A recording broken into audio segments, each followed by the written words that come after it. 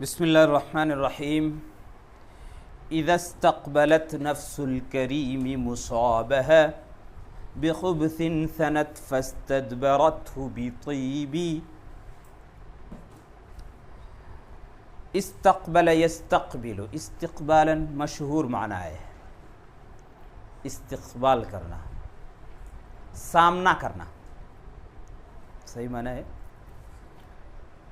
سامنا کرنا، آمنے سامنے ہونا، خوش آمدید کہنا، خیر مقدم کرنا.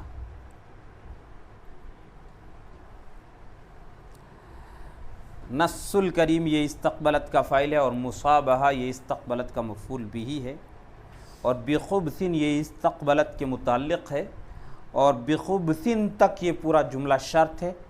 ثنت یہ جزا ہے.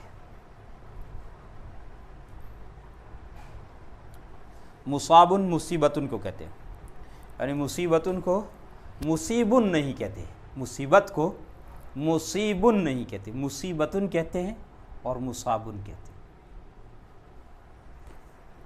مصیبت چاہے وہ مذکر ہو اس کو مصیبتن ہی کہا جاتا ہے، مصیبن نہیں کہا جاتا عربی میں. اور پھر کیا کہا جاتا ہے؟ مصابن. مصابن کیا ہے؟ مصاب جیسے یہاں کہا گیا. بخبث، خبث کے معنی ہے گھبراہٹ، یہاں خبث کے معنی ہے گھبراہٹ، جزع جزع. ناگواری بھی ہم کر سکتے ہیں، ناگواری ناگواری. ثنت، ثنا یثنی ثنین معنی پھیرنا. ثنت، ثنت کے معنی کیا ہے؟ پھیرنا.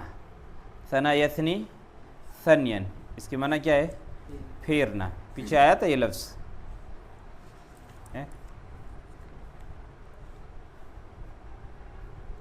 جی ابھی نہیں آیا. ثنت، ثنا یثنی ثنین پھیرنا، پلٹ دینا. پھیرنا کا مطلب کیا ہے؟ پلٹ دینا، واپس کر دینا. اسی سے پھر استثناء آتا ہے، سب میں سے کسی ایک کو الگ کر دینا، استثناء. فاستدبرت، استدبر یستدبر، استدبارن کے معنی پیچھے لانا، کسی چیز کو کسی چیز کے پیچھے لانا.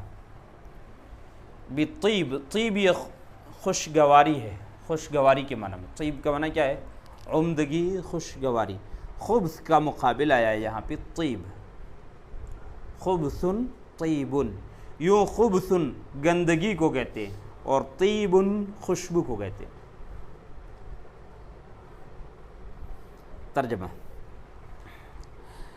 جب شریف آدمی کا نفس اپنی مصیبت کا استقبال ناگواری کے ساتھ کرے، جب شریف آدمی کا نفس اپنی مصیبت کا سامنا ناگواری کے ساتھ کرے، ثنت ای ثنت ہو، تو اسے پھیر دیتا ہے، پلٹ دیتا ہے. ثنت ای ثنت ہو، ثنت ہو ای ثنت ذلک المصاب، ثنت ہو ای ثنت ذلک المصاب، اس مصیبت کو پلٹ دیتا ہے، پھیر دیتا ہے، پھر اس کے پیچھے خوشگواری لے آتا ہے. فاستدبرته بطیب ای فاستدبرت ذلک المصاب بطیب. فاستدبرته ای فاستدبرت ذلک المصاب بطیب. خبث اور طیب کا مقابلہ ہے، اور استقبلت اور استدبرت کا مقابلہ اس شعر میں بہت خوبصورتی پیدا کر دیتا ہے. جب دو ضدین کو جمع کیا جائے یا دو مقابلوں کو جمع کیا جائے تو اس سے شعر میں ایک عمدہ لطیفہ پیدا ہو جاتا ہے، اور بجائے خود یہ ایک اعلیٰ اور بہترین نوع ہے کلام کی. بخبث ثنت فاستدبرته بطیب، جب شریف آدمی کا نفس اپنی مصیبت کا سامنا ناگواری کے ساتھ کرے تو اسے پھیر دیتا ہے، پھر اس کے پیچھے خوشگواری لے آتا ہے۔ مطلب شاعر یہ کہنا چاہتا ہے کہ شریف آدمی پر جب مصیبت آتی ہے اور مصیبت سے ظاہر ہے اسے درد بھی ہوتا ہے، ناگواری بھی ہوتی ہے، پریشان ہوتا ہے، مگر جلدی ہی صبر کر لیتا ہے، جلدی ہی صبر کر لیتا ہے، تو صبر کے نتیجے میں بہت جلدی حالات موافق اور خوشگوار ہو جاتے ہیں۔ الصبر مفتاح الفرج، صبر کشادگی کی کنجی ہوتی ہے۔ صبر کر لینے کے بعد مصیبت ہار جاتی ہے، اور صبر کرنے والا جیت جاتا ہے، مصیبت بھاگ جاتی ہے، اور صبر کرنے والا خوش ہو جاتا ہے اور اسے رضا نصیب ہو جاتا ہے۔ وَلِلْوَاجِدِ الْمَكْرُوبِ مِنْ زَفَرَاتِهِ سُكُونُ عَزَاءٍ أَوْ سُكُونُ لُغُوبِ۔ واجد یہاں حزین اور غمگین کے معنی میں، وجد فی نفسہ کا معنی ہوتا غمگین ہونا، وجد فی نفسہ کا معنی کیا ہے؟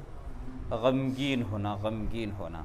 غصے کرنا بھی آتا ہے اس کا معنی، جب وجد فی نفسہ علی فلان ہو تو اس صورت میں غصہ کرنا بھی اس کا معنی ہوتا ہے۔ المکروب مصیبت زدہ، پریشان حال، المکروب مصیبت زدہ اور پریشان حال شخص کو کہتے ہیں۔ زفرات، زفراتن کی جمع ہے زفرات، ٹھنڈی سانس کو کہتے ہیں، آہ کو، آہیں برتنا، آہیں بھرنا۔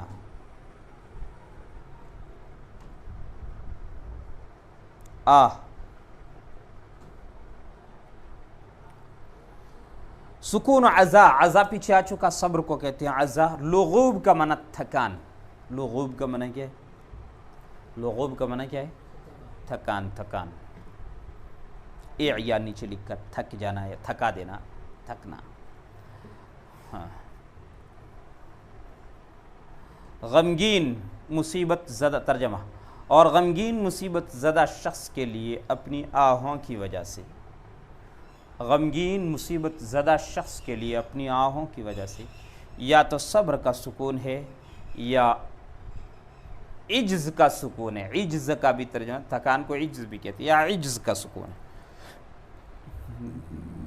غمگین مصیبت زدہ شخص کے لیے اپنی آہوں کی وجہ سے یا تو صبر کا سکون ہے یا عجز کا سکون ہے۔ مطلب